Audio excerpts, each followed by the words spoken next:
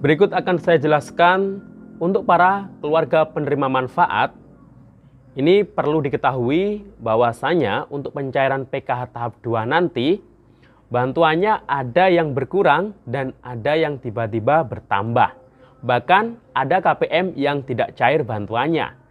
Nah, siapa saja atau kriteria yang seperti apa KPM PKH yang bantuannya akan bertambah jumlah nominalnya, dan KPM PKH yang akan berkurang jumlah nominal bantuan PKH-nya atau uang bantuannya, dan bahkan KPM PKH yang tidak bisa cair bantuannya. Nah, simak video ini sampai akhir, jangan kemana-mana, kita intro dulu. Assalamualaikum warahmatullahi wabarakatuh, salam sejahtera, shalom, om swastiastu, namo buddhaya, salam kebajikan. Sobat YouTube, kembali lagi di channel saya, Sukron Channel. Apa kabar Sobat YouTube semua? Semoga Sobat YouTube semua selalu diberikan kesehatan, diperlancar segala urusan dan usahanya, dan diperbanyak rezekinya. Amin. Sobat YouTube, pada video kali ini saya akan memberikan kabar gembira untuk Sobat YouTube semua, khususnya para keluarga penerima manfaat KPM PKH. Nah, di dalam jadwal penyaluran PKH atau pencairan PKH tahap 2 nanti yang akan disalurkan, yang dimana jadwalnya itu adalah sekitar bulan April, Mei, dan Juni. Nah, ini kira-kira kapan ya pencairannya, jadwalnya. Nah, nanti KPM PKH di pencairan PKH tahap 2 nanti, ada KPM PKH yang mendapatkan bantuan atau jumlah uang yang didapatkannya itu ada yang berkurang atau tidak sesuai. Ada juga yang tiba-tiba bantuan uang yang didapatkan itu bertambah, dan bahkan juga ada KPM yang saldonya 0 atau tidak cair bantuannya. Nah, kira-kira KPM yang memiliki kategori yang seperti apa? Yang dalam 3 hal tadi yang sudah saya sebutkan, simak terus video ini sampai akhir. Dan sebelum kita lanjut, silakan yang baru bergabung di subscribe dulu channel ini dan ditekan tombol loncengnya agar Sobat YouTube semua mendapatkan pemberitahuan video terbaru dari Sukron Channel. Dan jangan lupa di-share di berbagai media sosial dan di-like apabila Sobat YouTube suka dengan video ini. Oke Sobat YouTube, kita lanjutkan bahasan pada video kita kali ini. Nah Sobat YouTube, hari ini sudah memasuki pertengahan bulan Maret tahun 2022. Nah, sedangkan bantuan PKH tahap 1, ini mungkin ada beberapa KPM yang belum cair bantuannya sampai saat ini. Nah, tahap 1 untuk pencairan PKH ini sudah memasuki termin ke-7 ya, kalau nggak salah. Nah, apakah masih ada termin-termin berikutnya bagi para KPM atau harapan bagi para KPM PKH yang belum cair bantuannya, yang belum masuk SP2D sampai saat ini? Sedangkan mungkin KPM tersebut masih merasa layak, masih punya komponen mungkin. Nah, sampai saat ini kami belum mendapatkan SP2D susulan ya dari pusat. Apakah ada termin berikutnya atau tidak? Yang jelas untuk bantuan PKH tahap 1 tahun 2022 ini, batas waktunya itu sampai akhir bulan Maret ini untuk jadwal pencairannya. Nah, setelah itu memasuki bulan April itu merupakan jadwal untuk bantuan PKH tahap 2. Jadi untuk April, Mei, dan Juni.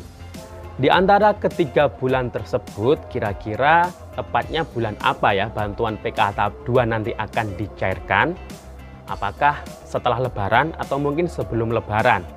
Kalau menurut pengalaman di tahun-tahun sebelumnya, biasanya itu masyarakat kan banyak kebutuhan di bulan-bulan puasa atau menjelang Lebaran. Ya, kita doakan saja semoga kayak di tahun-tahun sebelumnya itu semoga cair untuk bantuan PKH-nya sebelum bulan atau sebelum Hari Raya Idul Fitri.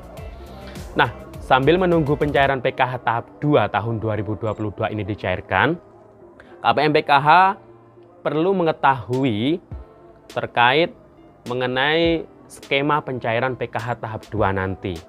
Karena memang ada beberapa aturan yang berubah atau aturan baru dari Kementerian Sosial daripada aturan pencairan PKH di tahun 2021 kemarin. Nah, mungkin di tahap 1 kemarin banyak KPM PKH yang mungkin ada bantuannya yang dirasa kurang atau lebih sedikit. Bahkan mungkin ada KPM PKH yang bantuannya terasa lebih atau bertambah. Kalau ya bantuannya bertambah ini biasanya ya diam saja. Kalau yang kurang bantuannya ini biasanya yang terus memburu atau bertanya kepada pendamping, kok bantuan saya tidak seperti biasanya, seperti itu ya. Nah ini ya lumrah saja sih, wajar saja seperti itu. Dan mungkin ada KPM PKH yang bantuannya belum cair atau saldo 0. Nah untuk PKH tahap 2 nanti ada beberapa kriteria KPM PKH yang bantuannya ada yang berkurang, ada yang bertambah, bahkan ada yang tidak cair.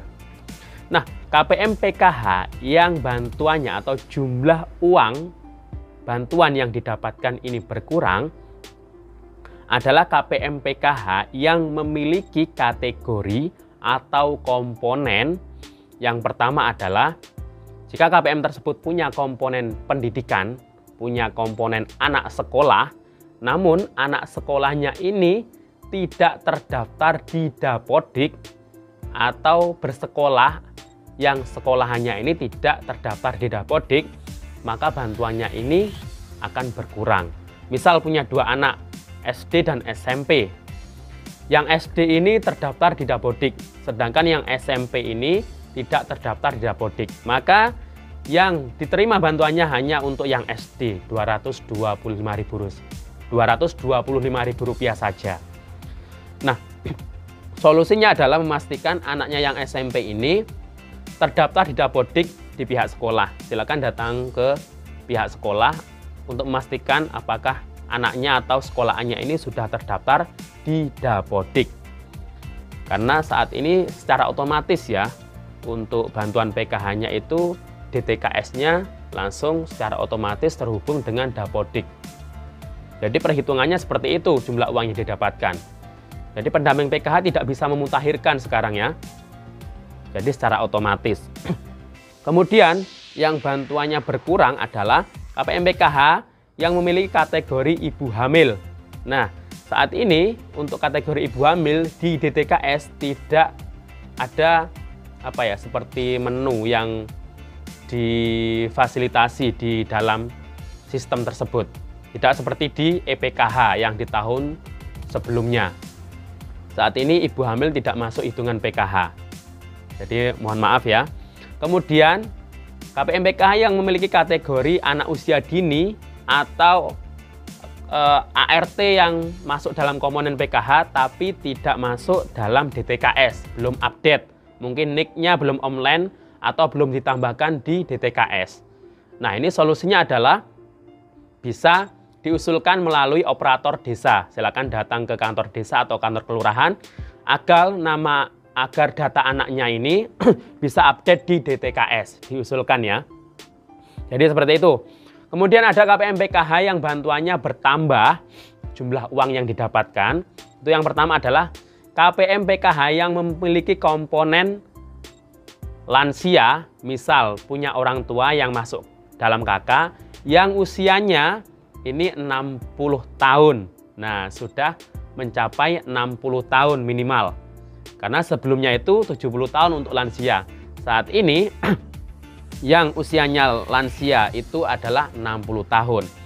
Jadi mungkin ada KPM PKH yang pengurusnya juga 60 tahun atau mungkin memiliki orang tua yang usianya 60 tahun, itu secara otomatis langsung terbaca di masuk komponen lansia. Jadi bantuannya pasti akan bertambah.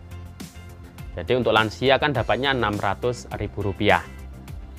Kemudian untuk KPM PKH yang tidak akan cair bantuannya, yang komponen-komponennya tadi itu tidak update di DTKS, jadi tidak punya komponen di dalam DTKS. Harap segera ya lapor ya, diusulkan agar diupdate di DTKS untuk ART anggota rumah tangga, mungkin anaknya atau lansianya ini harus ditambahkan di dalam DTKS, diupdate. Jadi itu. Kemudian KPM PKH juga yang datanya ini tidak padan DTKS dengan Dukcapil, itu pasti tidak akan cair.